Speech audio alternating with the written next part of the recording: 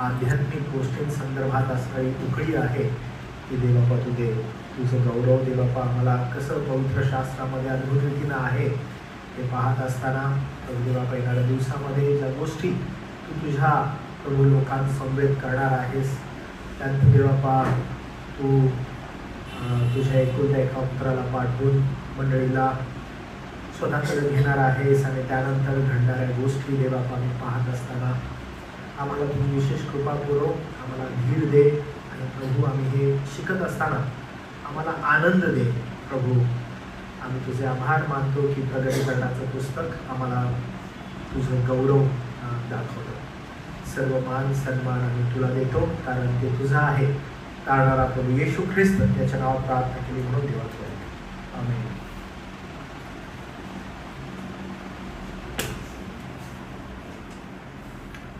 काही वर्षांअगोदर हा जो शास्त्र भाग आहे 9वा अध्याय जो आहे तो 9वा अध्याय एकदा मला आठवतं की मी बायबल कॉलेजला जाण्या अगोदर मुंबईमध्ये असताना आमच्या घरामध्ये एक मुलगा आलेला होता, विधर्मी होता आणि मग हा शास्त्र भाग मी 9वा वाचत होतो आणि वाचत असताना तो बसलेला होता. तो मला म्हणाला की अरे काय वाचतोस तू?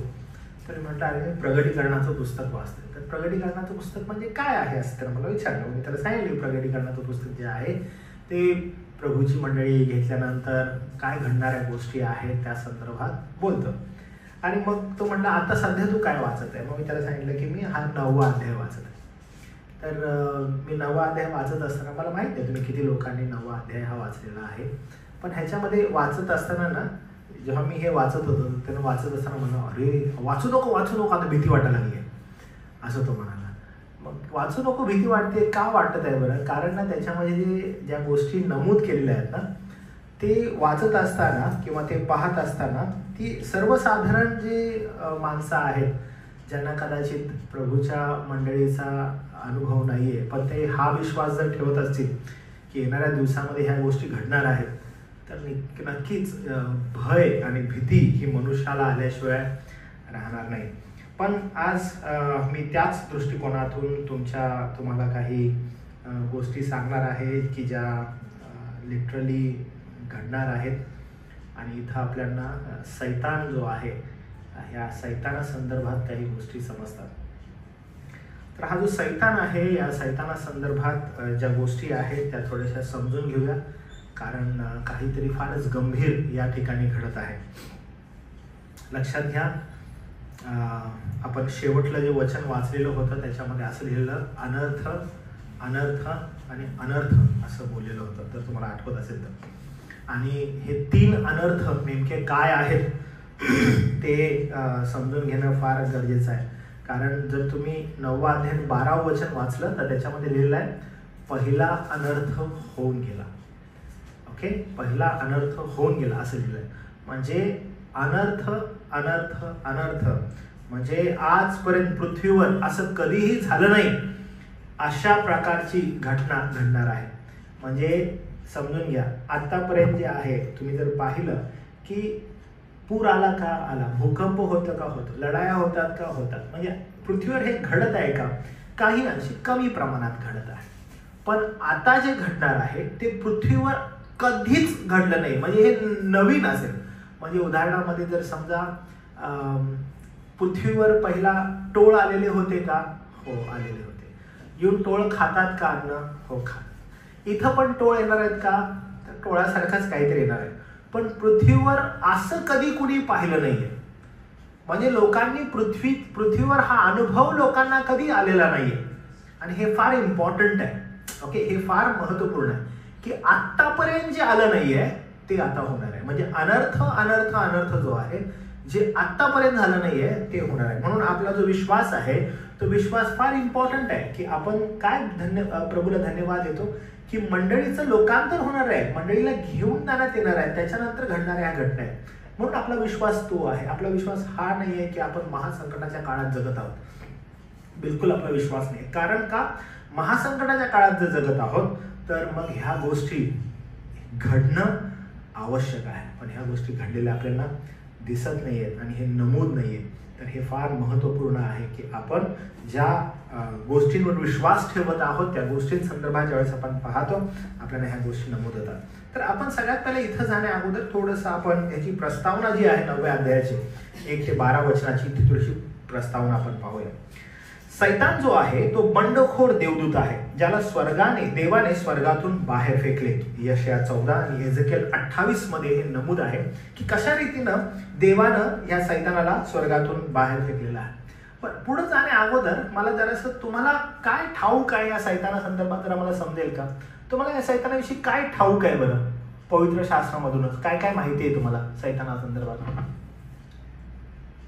सैतान म्हणजे कसा आहे, काय आहे, तुम्हाला काय ठाऊक आहे? सैताना संदर्भात काय काय गोष्टी ठाऊक आहेत बरं तुम्हाला?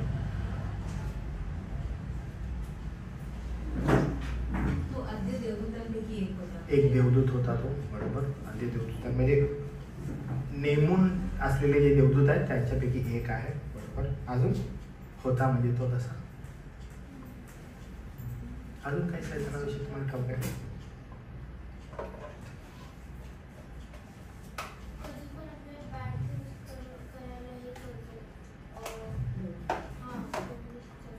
सैतान प्रेम करतो?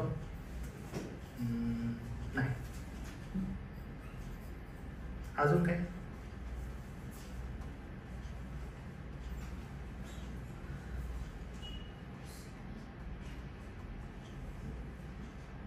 सैताना संदर्भात म्हणजे आपल्याला काय काय सांगण्यात आलंय, म्हणजे तुम्हाला मी विचारलं काय काय सांगण्यात आलेलं आहे, काय काय तुम्हाला ठाऊक आहे सैताना संदर्भात? आता जसं तो म्हणाला की आम्हाला चुकीच्या गोष्टी करायला तो प्रवृत्त करतो. तसं एक आहे की तो ओके असं एक आहे तो खूपच विचित्र दिसतो. शिंग वगैरे आहेत त्याला आणि शिंग आहेत आणि असं एकदम डेंजर असं दिसतो. रेड असेल, रेड किंवा ब्लॅक फुल असे दात वगैरे एकदम असे 11 सुडे आलेले. म्हणजे सैतान आता सध्या नरकात आहे. अच्छा, नरक त्यानं बनवलेला आहे आणि नरकात तो आहे असं ऐकण्यात आलेलं आहे, पण तसं पण नाहीये, बरोबर. अजून काही? सैतान देवाविरुद्ध कार्य, तर त्याचा प्लॅन असतो की जे काही देवापाचं आहे त्याच्या विरोधात काहीतरी करावं. अजून काय सैतानाविषयी काय माहिती आहे तुम्हाला?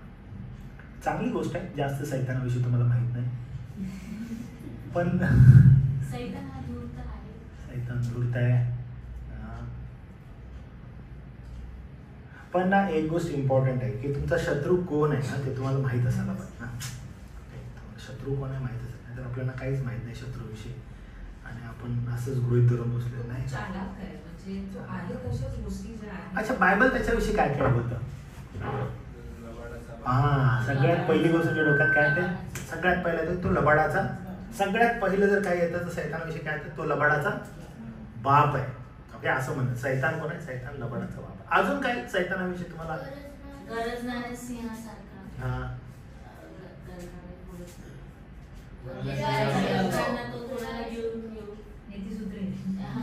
म्हणजे सगळ्यांना गिळ्याला फिरतो का तो? सगळ्यांना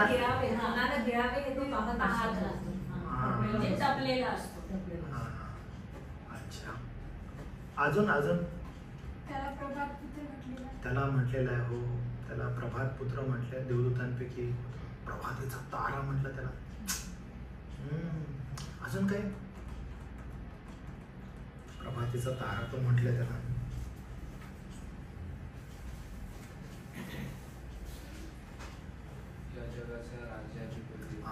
त्याला असं पण म्हटलंय या जगाचा तो काम आहे राजाधिपती. तू का हसतेस ग त्याला? ती म्हणत आहे तुला सैतानाविषयी खूप माहिती. Okay, but that's good one. तो या जगाचा अधिपती आहे, हो त्याला म्हटलेलं आहे तसं. यस. आणि तो जगाच्या दृष्टिकोनातून खूप बलाढ्य, आपण त्याला हलक्यात नाही घेऊ. जगाच्या दृष्टिकोनातून बलाढ्य नाही, तो आहेच. आपण त्याला मग त्याला हलक्यात नाही घेऊ शकत. 4 आणि 8 आणे नाही आहे, कांदा बटाटा नाही येतो. हां, ओके, त्याला आपण एवढं हलक्यात नाही घेऊ शकत किंवा असं एकदम तो अरे सैतान आहे असं नाही करू शकत त्याला. ओके, मी तुम्हाला काही गोष्टी आज सांगत आहे, लक्षात घ्या बरं का. सैतान ना हा देवा समान नाही आहे. ओके, देवा समान नाही इन द सेन्स तो ओमनी प्रेझेंट नाही, ओमनी पोटेंट नाही. ठीक आहे, सैतान सध्या ह्या जगामध्ये आहे, पण एक्झॅक्टली कुठे आहे सध्या माहीत नाही आहे. ओके, तो भारतात आहे, तो समुद्रात कुठल्या आयलंडला आहे, तो US मध्ये आहे, तो कुठं आहे, सैतान सध्या कुठं आहे माहीत नाही आहे. पण सैतान आहे, त्याला टाकण्यात आलेला आहे आणि हो तो ह्या जगामध्ये आहे. सैतानानं जे कार्य केलेलं आहे ना ते एकदाच मनुष्यामध्ये केलं जसं तो करतो आणि त्यानं मनुष्यामध्ये पाप दिलेलं आहे. सैतानाचे हस्तक आहेत, हस्तक त्यांना आपण काय म्हणतो, अशुद्ध आत्मे. आणि अशुद्ध आत्मे आहेत का, हो आहेत. ते सर्व त्याच्या नियंत्रणात आले.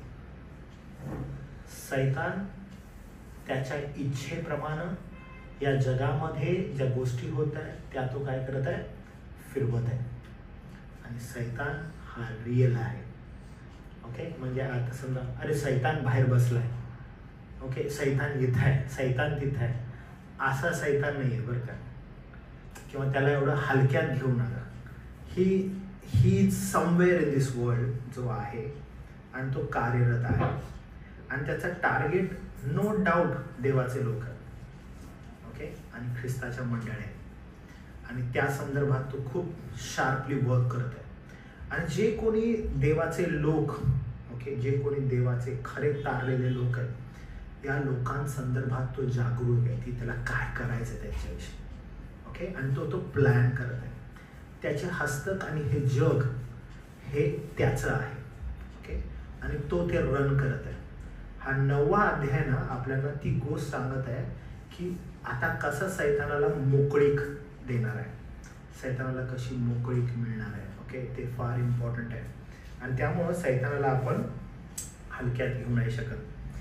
बघा काय काय घडलेलं आहे, मग तुम्हाला या 9वा अध्याय समजायला थोडीशी मदत होईल. सैतान जो आहे तो बंडखोर देवदूत आहे ज्याला देवाने स्वर्गातून बाहेर फेकले. त्याने पृथ्वीला देवाविरुद्धच्या लढाईचे रणांगण बनवले. समजलं का तुम्हाला की त्याचं टार्गेट ही जी निर्मिती आहे या निर्मितीमध्ये त्यानं घोळ करायचा आणि त्या देवासंदर्भात युद्ध पुकारायचं. आणि मग त्याचे जे हस्तक आहेत ते या पृथ्वीवर आहेत आणि लिटरली तो काय करत आहे त्याविषयी वॉर करत आहे. आणि हे फार डेंजर आहे. ओके, आणि म्हणून आपण त्याला मी वारंवार तुम्हाला सांगतो की या सैतान आणि त्याच्या हस्तकांपासून प्रभू येशू ख्रिस्तानं तुम्हाला आणि मला त्याच्या मोलानं विकत घेऊन प्रोटेक्ट केलेलं आहे. So we are protected. त्याच्या रक्तानं आपल्याला प्रोटेक्शन मिळालेलं आहे. आणि म्हणून त्यानं काय केलं, पहिली बंडखोरी त्यानं उडी केली एदेन बागेमध्ये, जेथे त्याने हवेला फसवून देवाच्या आज्ञेचा भंग घडवून आणला. त्यावेळेपासून शैतान नेहमी पृथ्वीवर प्रलोभन आणतो व छळ करतो. काय करतो तो प्रलोभन आणतो आणि छळ करतो.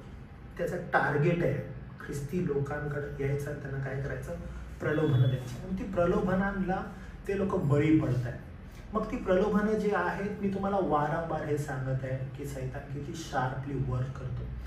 तो आज मंडळांमध्ये ते स्थान घेत आहे, पुलपिटवर ते स्थान घेत आहे आणि तिथून तो जगाची प्रलोभनं लोकांना दाखवत आहे आणि तो आकर्षित करत आहे. लोकांना त्या प्रलोभनांद्वारे तो तिथंच अडकवत आहे.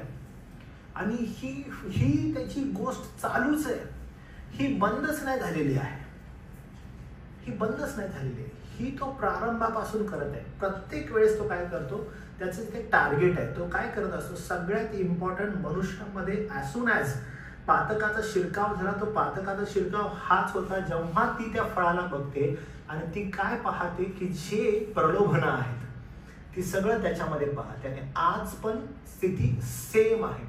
मनुष्य जर पातकाकडे आकर्षित होतो, त्या सैतानाच्या भूलथापांना जर तो बळी पडतो तर तो केवळ प्रलोभनांद्वारे. आणि ती प्रलोभनं जी आहेत ती कुठून येऊ शकतात आणि कशी येऊ शकतात. आणि या ठिकाणी आपण पाहतो की तो काय करतो, प्रलोभन आणतो आणि छळ करतो. सैतानाचा देवाच्या भक्तांवरील कौर्याचे सर्वात स्पष्ट उदाहरण म्हणजे योब आहे बरं का. योबाची कथा आहे. की सैतान नेमकं काय करतो आणि कसं तो प्रलोभन आणतो, कसा तो कष्ट आणतो. आणि त्याची ती एक कथा आपल्याला माहित आहे. तो खोटारडा आहे, तो दोष लावणार आहे, तो नाश करणार आहे. त्याने इस्रायलाचा तिरस्कार केलेला आहे. ओके, त्याने पहिला केला, आजही करतो. आजही जे काही देवाचे लोक आहेत त्याचा तो काय करत आहे, तिरस्कार करत आहे. प्रियानं हे समजून घ्या, कारण हे महत्वाचं आहे. तिरस्कार करणं म्हणजे लिटरली तो द्वेष करतो.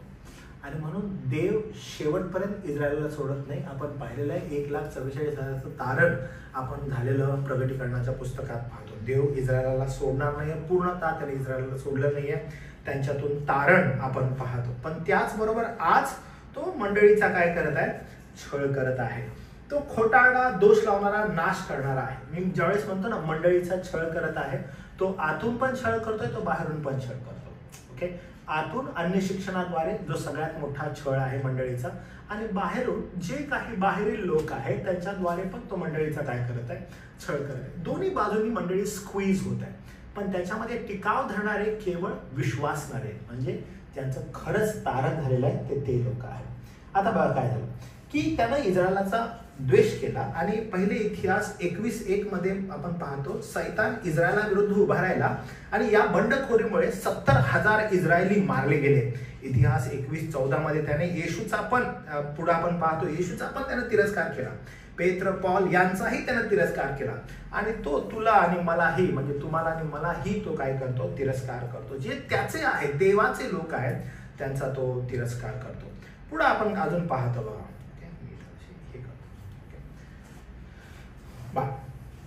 पुढे आपण पाहतो, सार्वभौम देवाने सैतानाला पृथ्वीवर त्याची दृष्ट इच्छा पूर्ण करू दिली. म्हणजे देव पण ज्यावेळेस त्याला टाकून दिलं, आपण पाहतो की त्याची दृष्ट इच्छा काय झाली, त्याला पूर्ण करायची होती. आणि आपण पाहतो की जी त्याची दृष्ट इच्छा आहे ती तो पूर्ण करत आहे. तरी सुद्धा देव सर्व गोष्टींवर नियंत्रण ठेवतो व शेवटी सर्व काही आपल्या दैवी हेतूसाठी चांगल्याकडे वळवतो. जे काही घडत आहे, प्रभू परमेश्वरानं, सैतान आहे त्याला खाली टाकलेला आहे, तो ही गोष्ट करणार आहे. देवाला हे ठाऊक आहे आणि देवा काय करत आहे, त्याची जी गुणवैशिष्ट्य आहे ते अलाव करत आहेत. पण त्याला माहित आहे की हे मला कधी थांबवायचं आहे. आणि प्रभुदेव आपण ज्या काही गोष्टी त्याच्या दृष्ट आहे, ज्या तो करत आहे, त्याला यथायोग्य रीतीनं सर्व काही कल्याणार्थ कसं करता येईल हे परमेश्वराला माहित आहे. आणि परमेश्वर देवापानं मग नेमून दिलेली ती वेळ आहे, त्याच्यामध्ये तो त्याचं गौरव काय करत आहे, करून घेत आहे.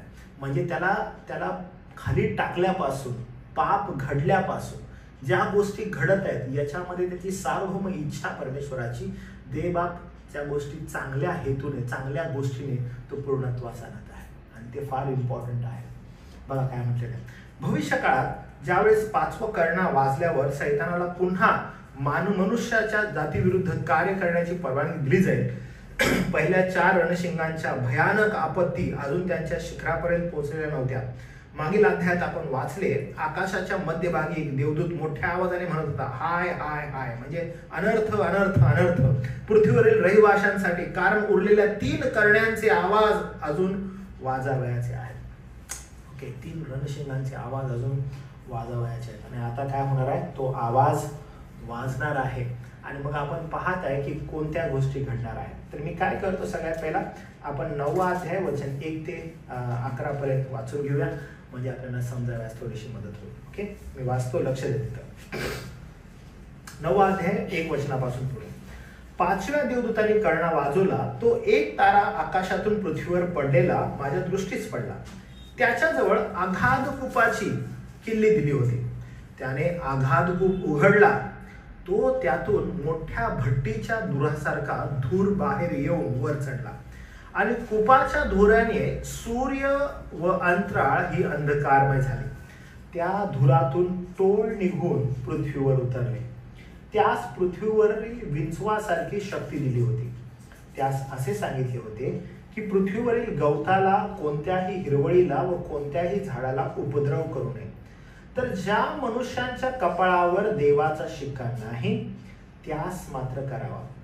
त्यास जीवे मारण्याचे त्याच्याकडे सोपवले नव्हते, तर मात्र 5 महिने पीडा देण्याचे सोपवले होते. त्यातून होणारी पीडा विंचू मनुष्याला नांगी मारतो तेव्हा होणाऱ्या पीडेसारखी होती. त्या दिवसात मनुष्य मरणाचा प्रसंग पाहतील तरी तो त्यास मिळणार नाही. मरावयाची उत्कंठा धरतील तरी मरण त्याचपासून दूर पडेल. त्या टोळीचा आकार लढाईसाठी सज्ज असलेल्या केलेल्या घोड्यांच्या आकारासारखा होता. त्यांच्या डोक्यावर सोन्यासारखे दिसणारे मुकुट होते आणि त्यांचे तोंडवळे माणसांच्या तोंडवळ्यासारखे होते.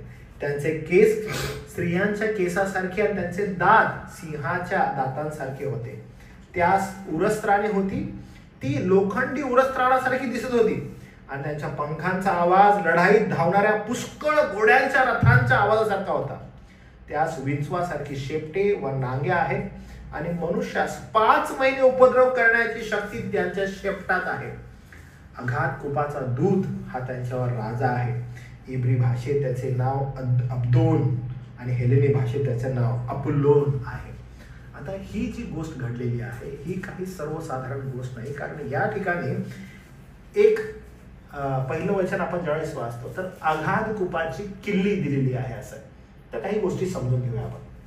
बघा, 5व्या देवदूताने कर्णा वाजवला तेव्हा एक तारा आकाशातून पृथ्वीवर पडलेला त्याला दिसला. त्याच्याजवळ अथांग डोहाची अघात कुपाची किल्ली दिली होती. त्याने अथांग डोह उघडला आणि त्यातून मोठ्या भट्टीच्या धुरासारखा धूर बाहेरून चढला. त्या डोहातल्या धुराने सूर्य व अंतराळ हे अंधकारमय झाले. जेव्हा 5व्या दूताने रणशिंग फुंकले तेव्हा योहानाने एक तारा स्वर्गातून पृथ्वीवर कोसळताना पाहिला. एक तारा पृथ्वीवरून कोसळताना पाहिला. आता बघा हे मजेशीर कसं आहे. हा तारा पूर्वीच्या दृष्टांतामध्ये दिसलेल्या तारांपेक्षा वेगळा आहे. तो केवळ खगोलीय पदार्थ नाही तर एक व्यक्तिमत्व आहे. आता बघा, पहिले तारे जे आहेत ते ज्यावेळेस टाकण्यात आले आपण पाहिलं की उल्का वगैरे असं आपण उदाहरण घेतले होते.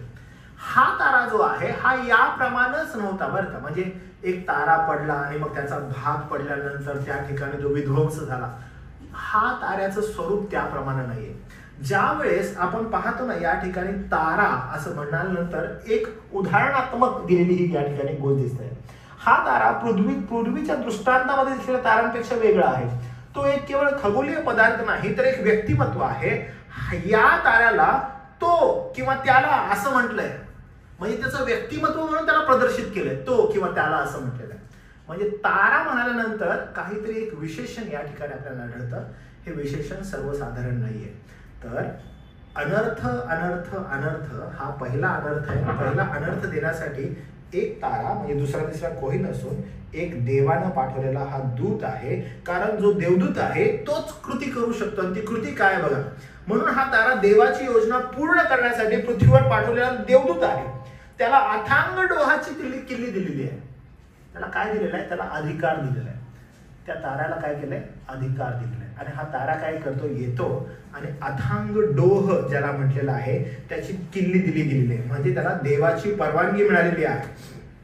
प्रकटीकरण 20:1 मध्ये एक देवदूत अथांग डोहाची किल्ली घेऊन येताना आपल्याला दिसतो. म्हणजे अथांग डोह हा ग्रीक भाषेमध्ये अभसोस हा शब्द प्रकटीकरणामध्ये 7 वेळा आढळतो. नेहमी दृष्ट आत्म्यांच्या कारागृहासाठी वापरलेला आहे. अथांग डोह जो आहे हा सदैव आपण पाहतो की अथांग डोह ज्यावेळेस म्हणतात, अथांग डोह जेव्हा जेव्हा उघडला तेव्हा तेव्हा दृष्ट आत्मे बाहेर आलेले. म्हणजे काही आत्मे जे आहेत असं अभ्यासक असे म्हणतात की काही आत्म्यांना प्रभू येशू ख्रिस्तानं या पृथ्वीवर असताना डोहात टाकलेला आहे आणि काही आत्मे त्या डोहामध्ये आहेत. काही आत्मे अजून पृथ्वीवर आहेत. पुष्कळशे आत्मे अशुद्ध आहेत आणि त्यामधून हे जे आत्मे आहेत या आत्म्यांसंदर्भात असं आपण पाहतो अथांग डोह म्हणजे अशुद्ध आत्म्यांचं ते कारागृह आहे.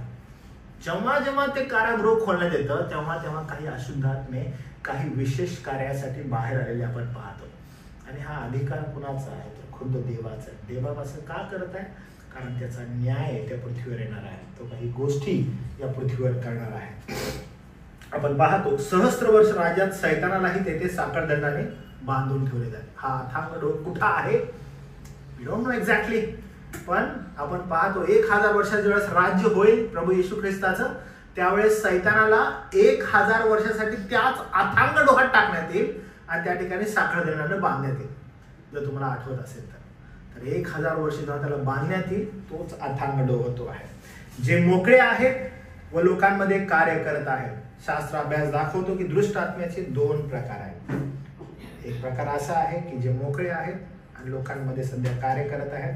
दुसरा प्रकार यहुदा 6 वचन, 2 पेत्र 2 अध्याय 4 वचन, त्यामध्ये असं लिहिलं आहे, जे अंधकाराच्या साकंडात न्यायाच्या दिवसापर्यंत कैदेत आहेत, ते माहित नाहीत की नेमकं कोण आहे.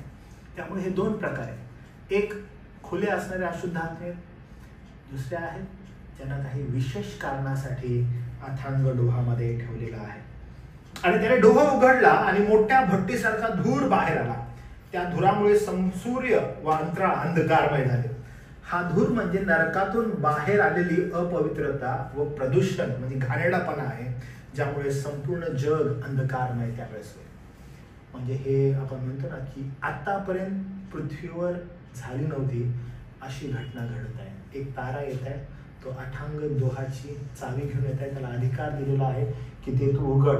आणि त्यानं उघडल्यावर त्यातून जर काही बाहेर येतं तर एकदम मोठ्या प्रमाणात म्हणजे अंधकार म्हणजे धूर असा काही बाहेर येतो.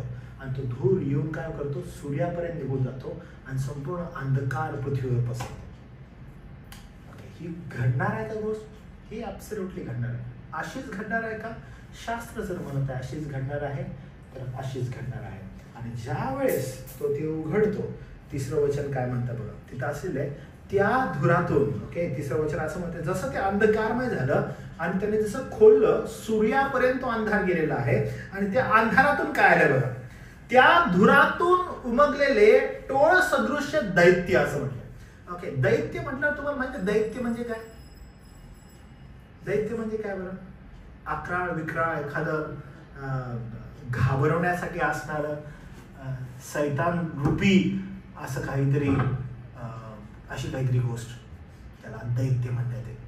तर हे अशा प्रकारचं दैत्य उभं आहे. दैत्य आपल्याला या ठिकाणी दिसतं, त्याचं स्वरूप आता दिसतं त्या दैत्याचं. आणि ते दैत्य काय बघा, आकाश काळवडणाऱ्या धुरामधून योहानाने एक भयप्रद देखावा पाहिला. आणि तो देखावा काय होता तर बघा असं लिहिलं, त्या धुरातून टोळ निघून पृथ्वीवर उतरले, त्यांना पृथ्वीवरील विंचवासारखी शक्ती दिलेली होती. ओके, आता स्कॉर्पियन तुम्हाला कधी चावलाय का हो कोणाला? इथं कधी बघितलंय तुम्ही विंचू? बघितलाय? ओके, चावलाय कधी? टिपिक असं चावून गेलं इतर. तुम्हाला माहिती तो चावल्यावर काय होतो?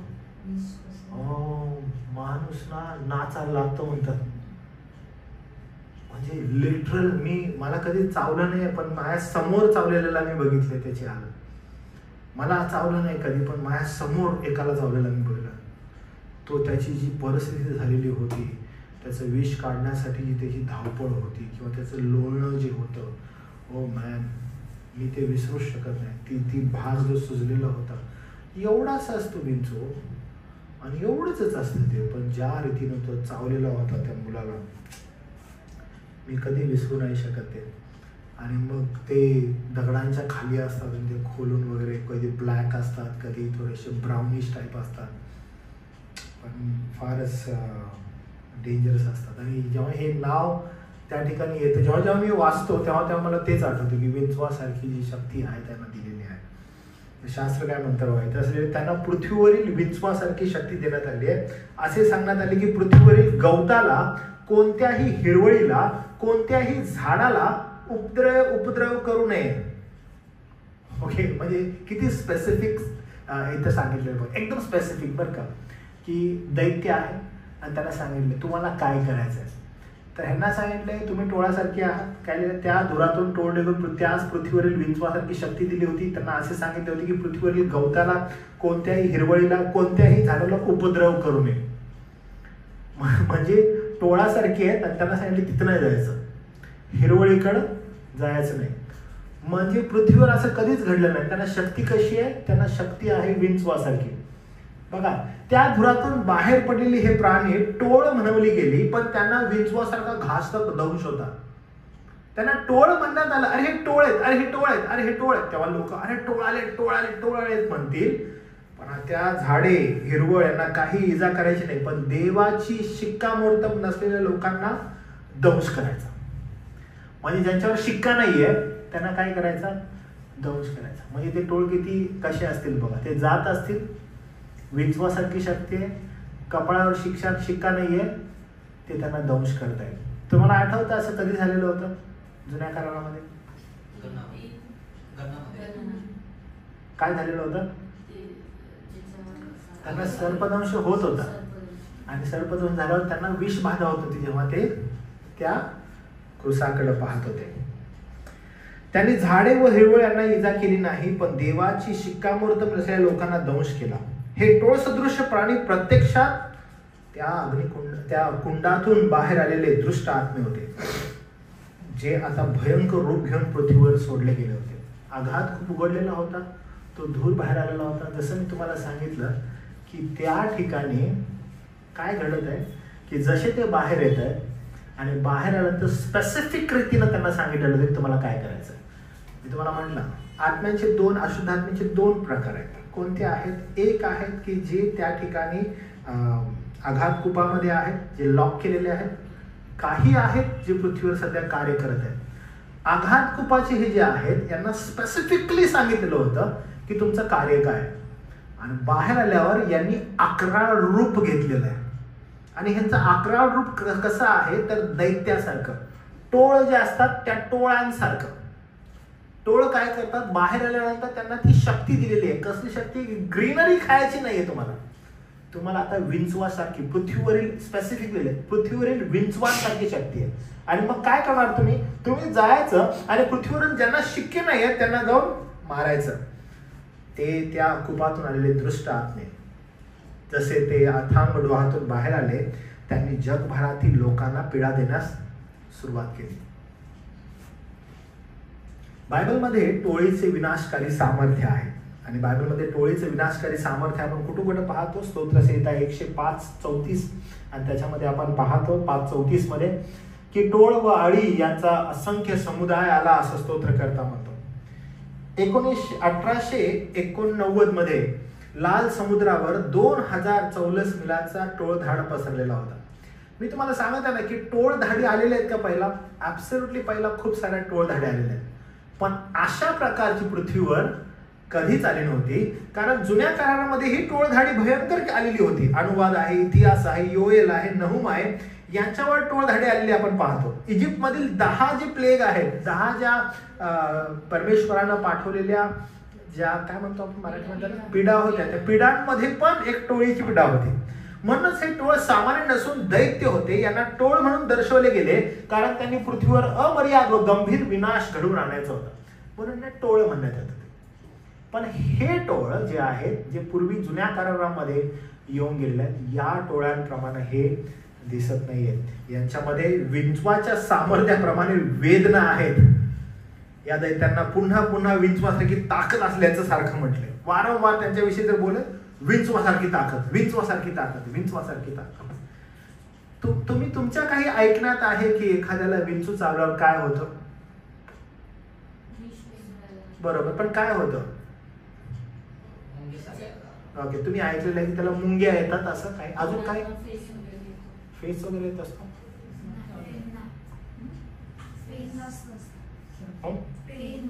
म्हणजे किती प्रमाणात तुम्ही असं पाहिलंय किंवा ऐकलंय? काय होतं असं त्यांना? कधी कधी असं पण म्हणतात की जिथं चावतो ती बाजू पॅरालाइज पण होऊ शकते. दॅट काइंड ऑफ पेन असतो. हा, विंचू 3 प्रकारचे असतात. हा, काय काय असतो? एक जो व्हाईट कलरचा असतो तो न्यूरोटॉक्सिक असतो. त्याच्यामुळे आपण जरी स्कॉर्पियन इंजेक्शन दिलं त्याच्याने पण नाही ठीक होत नाही. हो, व्हाईट कलरचा असतो तो. आणि दुसरे बाकी? एक ब्लॅक कलरचा आणि एक रेड कलरचा पण असतो. हा, तो जो मी म्हटलं ब्राउनिश टाइप असतो तो. हा, जो माझ्या समोर माझ्या मित्राला चावलेला होता तो असा ब्राउनिश टाइप होता. आणि जेव्हा त्याला चावला तो लिटरली असा लोळू लागला. त्याचा पाय, तो झटका लागला पाय. आणि आम्हाला समजत नव्हतं की काय तो झटकत होता. त्याला स्वतःवर कंट्रोलच नाही. त्याच्या पायावर त्याचा कंट्रोल नव्हता. तो चावलेला आहे, त्याला समजतच नाही काय करावं. ह्या संख्या आपण ज्यावेळेस वाचतो तर इथं असं वाचलेलं आहे की त्यावेळेस लोक मरण मागतील. त्यावेळेस मरण मागतील आणि मरण म्हणेल की मी नाही बाबा. जेव्हा मी थोडंसं इमॅजिन करत होतो की एखाद्याला विंचू चावला आणि त्याला वेदना बेरेबल नाही आहेत, तर कदाचित तो सुरी घेईल, स्वतःचा गळा पण कापेल, बट ही नॉट डेड. तो मरणार नाही. म्हणजे तो म्हणेल की मला मरायचं ह्या वेदनामधून, म्हणून तो गळा कापेल स्वतःचा, पण तो मरणार नाही, मरणच नसणार आहे. शास्त्र किती स्पेसिफिक सांगत आहे, इट्स नॉट डेथ. आणि त्यांना स्पेसिफिकली सांगितलेलं आहे की तुम्ही दंश करा, ज्यांच्यावर शिक्का नाही त्यांना जाऊन शिक्का मारा. तुम्हाला माहित आहे ना कोणाकोणाला शिक्का बसणार आहे? तुम्हाला आठवतं कोण कोण आहेत बरं ते शिक्का ज्यांच्यावर बसणार होता? आठवतं तुम्हाला कोण कोण होते? 1,44,000 होते. त्याच्यानंतर अजून काही विश्वासणारे होते जे प्रभूचे. त्यावेळेस त्या महासंकटाच्या काळामध्ये तारण आहे, आणि त्या तारणामध्ये तुम्हाला माहित आहे ना तारण ते कसं असणार आहे? महासंकटाच्या काळातील तारण कसं असणार आहे? कृपेनं असेल. काय बोललो मी तुम्हाला? कृपा प्लस कर्म. तुम्हाला कर्म करावे लागतील, तुम्हाला कन्फेस करावं लागेल, तुम्हाला उभं राहावं लागेल लोकांचं आणि आपलं कन्फेशन करावं. पण आज तारण जे आहे ते केवळ कृपेनं आहे. त्यावेळेस तुम्हाला कृती करावी लागेल, आणि त्या कृतीसाठी तुम्हाला त्या मरण यातनामधून जावं लागेल. आणि हे आपल्याला या ठिकाणी दिसतं. काय आढळतं? हे खरे टोळ विंचवाचा दंश करू शकत, खरे टोळ विंचवाचा दंश करू शकत नाही. यामुळे हे नक्की प्रत्यक्षात कीटक नसून दैत्यच होते. अच्छा, टोळ बघितलंय का तुम्ही? टोळ माहित आहे तुम्हाला? ओके, टोळ फार टेस्टी असतात. टोळ एकदम छान. तुम्ही तर अजून गेले इकडं कुठं थायलंडला वगैरे, ते टोळ खातात. आणि तिथे जर तुम्ही बघितलं ते लोक छानपैकी फ्राय करतात आणि टोळ खातात.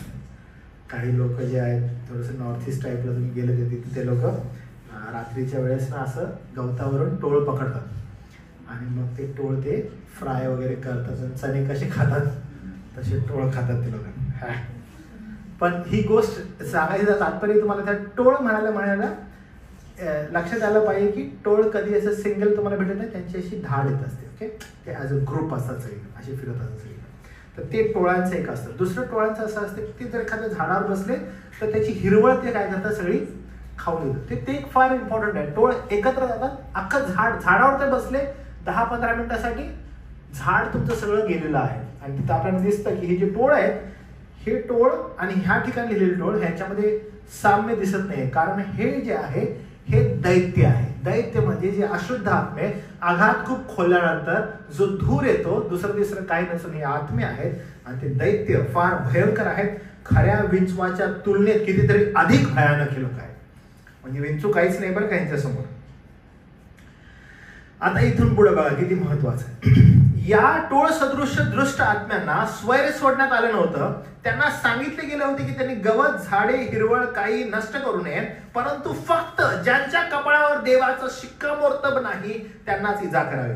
म्हणून हे प्राणी प्रत्यक्ष टोळ नव्हते, तर खरे टोळ नेहमी झाडं खातात.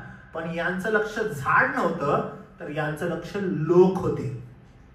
तुम्ही विचार करा, हे जे निघालेले आहेत ना, हे लोक झाडाकडे नव्हते जात. टोळांचं गुण वैशिष्ट्य आहे. जगातील आता जे असणारे टोळ काय करतात? फक्त हिरवळ पाहतात. ज्या ठिकाणी हिरवळ आहे तिकडे ते धावतात. या टोळांचं लक्ष हिरवळ नव्हतं. या टोळांचं लक्ष काय? केवळ मनुष्य, केवळ लोक होतं. परंतु देवाची शिक्कामोर्तब असलेला इजा करू नये अशी आज्ञा दिसते. यामुळे असे दिसते की सैतान व त्याचे दृष्ट आत्मे माणसांना फक्त देवाच्या परवानगीनेच इजा करू शकतात. याकोबाच्या ग्रंथात लिहिल्याप्रमाणे, याकोबाच्या पत्रात लिहिल्याप्रमाणे, जरी सैतानाकडे मृत्यूचे सामर्थ्य आहे, म्हणजे तो प्रवृत्त करू शकतो, तरी तो देवाच्या मर्यादेशिवाय काही करू शकत नाही. देव पण त्याच्या लोकांसंदर्भात घालून दिलेली एक काय आहे? मर्यादा आहे. त्या मर्यादेच्या बाहेर तो काहीच करू शकत नाही. योबाचं पुस्तक आपल्याला फार स्पेसिफिक ते सांगतं की देवबाप कशी मर्यादा घालतो, आणि देवबापाने बिलकुल सैतानाला त्या ठिकाणी मर्यादा घातलेली आहे. आता हे महत्वाचं आहे. या दैत्यांना कुणालाही मारायची परवानगी नव्हती. त्यांना सांगितले गेले होते की त्यांनी लोकांना मारू नये, पण त्यांना 5 महिने यात्रा. फार स्पेसिफिक. किती महिने? 5 महिने. काय टेरिबल असेल ते दिवस. एखाद्याला विंचू चावलेला आहे, तो दैत्य चावलेला आहे, आणि कदाचित तो एका महिन्यामध्ये औषध उपचार करून बरा झालाच, पण कपाळावर शिक्का नाहीये. परत चावला. तो कसा तरी त्यातून बरा होतोय, परत चावला. ओ मॅन, त्यांनी सांगितलं लोकांना मारू नका, 5 महिने यातना द्या. 5 महिन्यापूर्वी त्यांना मानवी जीवनावर यातना घालण्याची परवानगी मिळालेली होती. या यातना अविश्वासूंवर अतिशय तीव्र शारीरिक आत्मिक पीडा आणतील. ते देवाविना जगण्यावर न्याय करण्यासाठी देवाच्या हातातली साधने होते. जे लोकांनी विश्वासणाऱ्यांना त्रास दिलेला आहे, त्यांना जीवे मारलेला आहे, या सर्वांना येऊन ह्या मरण यातनांमधून जावं लागेल. हा नरक नाही बरं का, पण ह्या यातना तशाच प्रकारच्या असतील. ते मरण मागतील पण त्यांना मरण मिळणार नाहीत, कारण त्यांनी प्रभूच्या मंडळीचा छळ केलेला आहे. आणि असे सर्वजण त्या ठिकाणी त्याच्यातून जातील. या 5 महिन्यात अविश्वासू लोक इतक्या प्रचंड वेदना सहन करतील की ते मृत्यू शोधतील. त्या दिवसात लोक मृत्यूला शोधतील पण तो सापडणार नाही. ते मराव्याची इच्छा करतील पण मृत्यू त्यांच्यापासून पळून जाईल. त्यांच्यापासून मृत्यू पळून जाईल. म्हणजे आम्हाला मृत्यू पाहिजे, आम्हाला मृत्यू पाहिजे. आणि जाऊन गाडीसमोर उभं राहतील, अरे मला गाडीवर ठोकावी, गाडीवर ब्रेक मारते, बाजूला जा. मृत्यू त्यांच्यापासून पळून जाईल. ते आत्महत्येचे सगळे प्रयत्न करतील, बंदुकीची गोळी मारतील, विष प्रशासन करतील, पाण्यात उडी मारतील, इमारतीवरून उडी मारतील, अरे काय काय करतील पण मरणार नाहीत. जणू मृत्यू त्यांच्यापासून पळूनच जात आहे. फारच विचित्र होत आहे. आता हे जे टोळ आहेत, या टोळांचं व्यक्तिमत्व बघूया कसं असणार आहे. ओके, या टोळांचं व्यक्तिमत्व बघूया. हा, या टोळांचं व्यक्तिमत्व बघूया आपण कसं होतं. त्या टोळांचे स्वरूप लढाईसाठी सज्ज केलेल्या घोड्यांसारखे होते. पहिली बघा त्याचं स्वरूप कसं आहे. म्हणजे आता त्यांच्या स्वरूपाकडे येऊया. किती स्पेसिफिक आहे. म्हणजे जेव्हा हे वाचण्यात येतं ना, त्यावेळेस असं वाटतं की देव किती सॉलिड रीतीनं हे मांडत आहे, कसलं जबरदस्त प्रगटीकरण आहे. या टोळ्यांचं स्वरूप बघत असं आहे. हे टोळ जे आहे ते त्यांचं स्वरूप लढाईसाठी सज्ज केलेल्या घोड्यांसारखे होते. त्यांच्या डोक्यावर सोन्याच्या मुकुटासारखे काहीतरी दिसत होते. त्यांचे तोंडवळे माणसांसारखे होते, त्यांचे केस स्त्रियांचे केसासारखे होते, त्यांचे दात सिंहाच्या दातांसारखे होते, त्यांची उरस्त्राणे होती ती लोखंडी उरस्त्राणांसारखी होती. त्यांच्या पंखांचा आवाज लढाईत धावणाऱ्या अनेक घोड्यांच्या रथांच्या आवाजासारखा होता. त्यांना विंचवासारखी शेपटे व नांग्या आणि माणसांना 5 महिने उपद्रव करण्याची शक्ती त्यांच्या शेपटात दिली होती. घोड्याप्रमाणे युद्धासाठी तयार, म्हणजे जणू काही लढाईत उडी मारण्यासाठी उतावीळ घोड्यांसारखे दिसत होते. त्यांचे मुख्य कार्य होते लोकांना भयानक वेदना देणं. रोमी कालखंडामध्ये ज्यावेळेस घोडे असायचे, असं म्हणण्यात येतं की ज्या वेळेस त्या घोड्यांना लढाईसाठी घेऊन जायचे त्यावेळेस घोड्यांनाही चिलखत घालायचे. आणि ज्यावेळेस घोड्यांना चिलखत घालायच्या लढाईच्या अगोदर त्यांच्या नाकामध्ये काहीतरी असं व्यंजन ते टाकायचे जेणेकरून ते वारंवार लढाईसाठी जाण्यासाठी इतकी उत्स्फूर्त असायची की ते श्वास सोडायचे जोरजोरात. ते अशा रीतीने आवाज करायचे की आता आम्ही सज्ज झालोय, आम्हाला लवकर घेऊन चला, आम्हाला लवकर घेऊन चला. आणि त्यामुळे इथं नमूद केलेलं आहे की जसे काही लढाईसाठी सज्ज असलेल्या घोड्यांप्रमाणे जेव्हा ते आघात कुपाची अशी ती किल्ली तो तारा खोलेल, तो देवदूत खोलेल आणि हे अंधकारमय सर्व गोष्टी होती. तर लढाईसाठी असे सज्ज झालेले हे लोक की आता सोडा आम्हाला जाऊ दे, आम्हाला लोकांना वेदना देऊ देत. त्यांच्या डोक्यावर सुवर्ण मुकुटासारखे मुकुट, विजेत्याचे मुकुट म्हणून वर्णन केले आहे. याचा अर्थ हा दृष्ट आत्म्यांचा सैन्य प्रचंड आणि विजयी ठरेल. किती असतील हे. सूर्य अंधकारमय होईल इतप्रत, म्हणजे हे किती असतील. लोक पूर्णपणे असहाय्य ठरतील. त्यांच्या हल्ल्याला कोणताही शत्रू व उपचार थांबू शकणार नाही. कोणच थांबू शकणार नाही. एवढे भयानक असतील. त्यांचे चेहरे माणसांच्या चेहऱ्यासारखे होते. हे दर्शवतं की याचा अर्थ ते बुद्धिमान आणि युक्तिवान प्राणी होते. माणसांचा चेहरा दर्शवतो की हे युक्तिवान फार बुद्धिमान आहेत. हे केवळ कीटक नाही आहेत, मी तुम्हाला वारंवार सांगते, हे दैत्य आहेत. ह्यांचा चेहरा असं दर्शवतो की हे बुद्धिमान आहेत, कारण त्यांचा चेहरा माणसांच्या चेहऱ्यासारखा. ही दुष्ट आत्म्यांची टोळी अलौकिक असून त्यांचे स्वरूप नैसर्गिक प्रतीकाद्वारे उलगडले गेलेले आहे. नैसर्गिक प्रतीक दिले त्यांना. लढाईसाठी सज्ज, मनुष्यासारखं तोंड, स्त्रियांसारखे केस. हे त्यांची आकर्षकता किंवा फसवणूक दाखवते.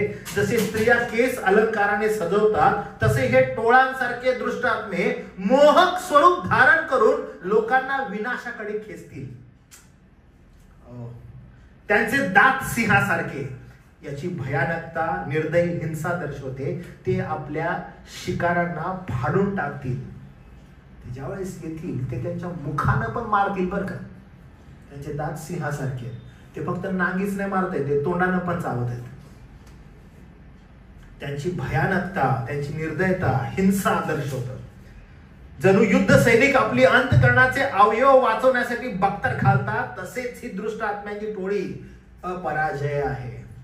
की कसं आम्ही आता जाऊन तुटून पडू लोकांवर. लोकांनी त्यांच्या हल्ल्यापासून वाचण्यासाठी कोणतीही ताकद किंवा संरक्षण नसेल. अशा प्रकारे आत्मिक शारीरिक त्रास हे दुष्ट आत्मे संपूर्ण जगातील अधर्मी लोकांवर 5 महिन्यांसाठी लाजतील. 5 महिने केवळ हे लोक येतील आणि नुसता यांचा प्रभाव असेल त्यांच्यावर. पुढे असं म्हटलेलं आहे, त्यांचा पंखांचा आवाज, योहान त्याला वर्णन करतो, रथांचे व युद्धांचे धावणाऱ्या घोड्यांचे आवाज होतात. तशा प्रकारे यांचा रथांचा आवाज आहे. ज्यावेळेस ते पंख असे राप राप राप राप राप करतील, असं वाटेल की मोठं युद्धाला सुरुवात झाली. त्यांच्या हल्ल्याची तीव्रता युद्धातील प्रचंड सैन्याच्या आगमनासारखी असेल. बायबलमधील दुष्ट आत्म्यांचा उल्लेख, त्यांचा त्रास जो आहे तो वारंवार आपल्याला दिसतो. मत्तय, मार्क 4 अध्याय, 8 अध्याय, 9 अध्याय. गालिलमध्ये अनेक दुष्ट आत्म्यांनी पिछाडलेले लोक होते. एक सेनापतीचा सेवक पक्षघाताने ग्रस्त होता. एक दुष्ट आत्म्याने पिछाडलेला मुलगा वारंवार स्वतःला अग्नीत व पाण्यात टाकत असे. हे होत होतं, आपण पाहिलेलं आहे. ते स्वतःला अपाय करून घेणारे हे अशुद्ध आत्मे, आपण त्यांचं प्रतिरूप पाहिलेलं आहे. कशा प्रकारचे. एका व्यक्तीच्या अंगामध्ये ज्यावेळेस प्रभू येशू ख्रिस्त जातो, असंख्य सैन्य असं म्हणतो, आणि तो स्वतःला किती अपाय करून घेत असतो. अथांग डोहाचा जो दूत आहे हा त्यांच्यावर राजा आहे. इब्री भाषेत त्याचं नाव अब्दोन. अथांग डोह माहिती आहे तुम्हाला? जसं मी तुम्हाला सांगितलं, तो उघडला त्यातून बाहेर येतात. आता तो काही एकटा नाहीये, त्याच्याविषयी काय लिहिलं बघा. अथांग डोहाचा दूत हा त्यांचा राजा आहे. त्या अथांग डोहाचा दूत आहे हा त्यांचा राजा आहे. त्याचं नाव अब्दोन. हेलेनी भाषेतील त्याचं नाव अपुलोन आहे. पहिला अनर्थ होऊन गेला आहे, यानंतर आणखी 2 अनर्थ होणार आहेत. खऱ्या टोळ्यांप्रमाणे नीतिसूत्रे 30 आणि 27 नसून हा दुष्ट आत्म्यांचा राजा आहे. काहींना या देवदूताला सैतान मानले आहे, परंतु प्रकटीकरण 20:1-3 मध्ये सैतानाला अथांग खाईत टाकले जाईल. यामुळे हा वेगळा सामर्थ्यशाली दृष्ट आत्मा असावा. अथांग डोहाचा राजा म्हणायचं नाव जे आहे, ज्यावेळेस आपण पाहतो अपुल्लोन आहे. हेलेनी भाषेमध्ये अपुल्लोन म्हटलेलं आहे. इब्री भाषेमध्ये त्याला अब्दोन म्हटलेलं आहे. हा काहीतरी एक वेगळा सामर्थ्यशाली दूत आहे, अशुद्ध आत्मा आहे, जो त्यांच्या वर आहे. आणि हे त्याचंच ऐकत आहेत, अबुद्दोनचं ऐकत आहेत. काहींनी या देवदूताला सैतान मानलं, पण आपण पाहतो की तो सैतान नव्हे, हा वेगळा सामर्थ्यशाली दृष्ट आत्मा आहे. अबिद्दोन, नाशस्थान याला म्हटलेलं आहे. अपुल्लोन ग्रीक भाषेमध्ये मी नाश करतो या शब्दावरून घेतलेला आहे. त्यामुळे या नेत्याला किंवा ह्या अशुद्ध आत्म्याला नाश करणारा असं म्हटलेलं आहे, आणि हे योग्य आहे. एक मोठा अनर्थ संपला आहे, पुढे 2 अनर्थ अजून येणार आहेत. 5व्या करण्याच्या नंतर अजूनही देवाच्या संपूर्ण कोप संपलेला नाही. पुढील 6वा व 7वी तुरई म्हणजे करणा, तसेच वाट्यांचा न्याय अजून उरलेला आहे. इथपर्यंत वाचलेल्या या शास्त्र भागामध्ये फार भयानक न्याय देवाचा आतापर्यंत पृथ्वीवर कधी घडला नव्हता असा न्याय आपण या ठिकाणी पाहतो. अविश्वासणाऱ्या लोकांवर, ज्यांनी ख्रिस्ताच्या मंडळीचा छळ केला, ज्यांनी प्रभूला नाकारलं अशा सगळ्यांवर, जे लोक त्या ठिकाणी होते, ज्यांनी थट्टा केली, ज्यांनी मस्करी केली, अशांवर प्रभूचा न्याय येत आहे. अथांग डोहाची जी चावी आहे ती खोलल्यानंतर हे सैन्य निघत आहे. आणि ते ज्यांनी नाकारलं, ज्यांनी प्रभूला नाही म्हटलं, अशा सर्वांवर तो न्याय आपण पाहतो. या भयानक दुष्ट आत्म्यांच्या आक्रमणाने लोक पश्चाताप करणार नाहीत. 9 अध्याय 20 पासून 21 पर्यंत आपण पाहतो. म्हणूनच प्रभू येशू ख्रिस्तावर विश्वास ठेवा आणि सैतान त्याच्या दुष्ट आत्म्यांच्या सर्व धमक्यांपासून सुरक्षित राहा. जर तुम्ही प्रभूचे असाल तर सैतान तुम्हाला काही करू शकणार नाही. येशूने दिलेली प्रतिज्ञा तो पूर्ण करेल. तुम्हाला स्वर्गात आपल्या घरी तो घेऊन जाईल आणि हा आपला विश्वास आहे. आपण त्याच्या ही जी घटना घडलेली आहे याच्यापासून आपण फार दूर आहोत. जर आपण प्रभूचे आहोत आणि प्रभूचं भय आपल्यामध्ये आहे, आपण तारलेले आहोत, तर प्रभू त्याच्या गौरवानं ज्यावेळेस येईल त्याचं जवळ येणं आत्ताच आहे. आणि जर ही ती वेळ आहे तर प्रभू आपल्याला त्याच्याकडे घेईल. आणि जर आपण उरलो, जर आपल्यातले काही जर उरले, तर आपण हे लक्षात ठेवणं गरजेचं आहे की काही हो, आपण त्या प्रभू येशू ख्रिस्तावर विश्वास ठेवावा. आपण त्यातून कधी माघारी फिरू नये. काही जण असं म्हणतात की आपण ना विश्वासणारे जे कोणी उरतील अशांसाठी आपण व्हिडिओज बनवून ठेवू, म्हणजे ते पाहतील व्हिडिओ, हो असं घडणार आहे, शास्त्र असं म्हणतात. कदाचित आपलं यूट्यूब चॅनल त्यावेळेस असेल तर बरोबर, असं घडणार आहे, आम्ही पाहिलेलं होतं, आम्ही ऐकलेलं होतं, आम्ही विश्वासू राहावं शेवटपर्यंत. आणि प्रभू देवा त्यावेळेस महासंकटाच्या काळामध्ये लोकांचं तारण करू आणि तो शिक्का लोकांच्या कपाळावर बसो. पण तसं नाही झालं तर आपण देवाला धन्यवाद देऊ की प्रभू येशू ख्रिस्तामध्ये आपलं तारण देव आपण सेक्युअर केलेलं आहे. आज कृपेनं आपण तारले गेलेलो आहोत. म्हणून देवाला आपण धन्यवाद देऊया. आणि ही जी गोष्ट आपण पाहिलेली आहे की अशुद्ध आत्मे कशा प्रकारे पृथ्वीवर आक्रमण करतील आणि अविश्वास करणाऱ्या लोकांना कसा ते त्रास देतील, 5 महिने त्यांना पिडतील. प्रभुदेवाप करो की आपल्याला अधिक कृपा पुरवो आणि त्याच्या मंडळीमध्ये आपण अधिक स्थिर स्थावर विश्वासू त्याला गौरवी जीवन म्हणून समर्पित होऊया. या जगाच्या राहटीप्रमाणे राहायला नको, तर या जगाच्या विरोधात आपण जाऊन उभं राहून प्रभूचं गौरव करणारे आपण बनू. प्रार्थना करूया आपण. प्रभुदेवा, आम्ही तुझे मनापासून आभार मानतो की अशा रीतीनं तुझ्या वचनाद्वारे तू आमची भेट घेतलीस. पवित्र शास्त्रामध्ये प्रभू अतिशय स्पष्टपणे होणाऱ्या गोष्टींसंदर्भात लिखित स्वरूपात देवबापा लिहिलेला आहे. आणि प्रभू या गोष्टी संदर्भात आम्हाला भय नाही तर आम्हाला आनंद आहे, कारण प्रभू येशू ख्रिस्त त्याच्या मंडळीसाठी जागा तयार करावयास गेलेला आहे. आणि ज्यावेळेस तो गौरवानं येईल त्याच्या मंडळीला त्याच्या स्वतःकडे घेईल. आणि प्रभू तो आमचा सार्वकालिक विश्वास, तोच आमचं तारण, तोच आमचं नीतिमत्व, तोच आमचं पवित्रीकरण आहे.